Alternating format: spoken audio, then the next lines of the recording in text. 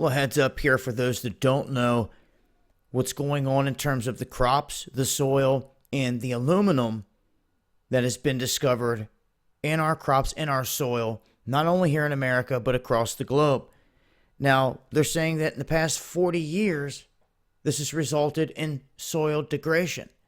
But there's some new things that go along with a study that was first put out in 2015 that is showing exactly what is happening to our crops. And this has to do with aluminum in high levels inside the soil that is stifling plant growth.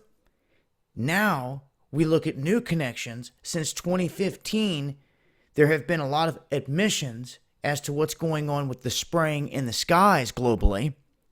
Even the former chief of that commission, that was Brennan at the time, he came out and stated that they were aerosol spraying. This is when they were still trying to say it was conspiracy.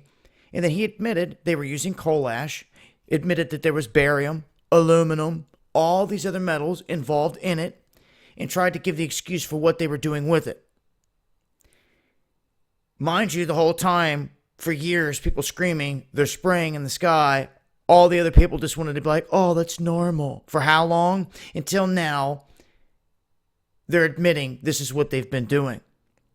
So the cat's out of the bag. They're on film, upper brass, admitting that they're doing this. They've been inside the planes that are fitted with all this stuff. There's video out there. It's a real deal thing. So now we know, out of his own mouth, that aluminum mixed into the coal ash is what is being dispersed. And you don't think that's not eventually reaching the ground? Of course it is. And for some reason in the past 40 years, all this has taken a spike. I wonder if there's a connection. Wow. That's why I put out this video, to get wheels turning, to get people thinking about these things. And the reality of it is this.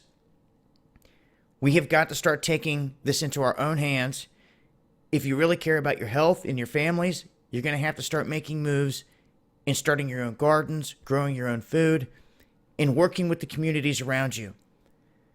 But I wanted to give this, heads up, so to speak, to the people out there that may not know any better of what's going on here.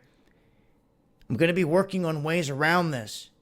So stay tuned to this channel for more. We're going to be going over growing techniques. Now that the weather's changing, going to be going over many different crops, the process of growing those crops, non-GMO, heirloom seed,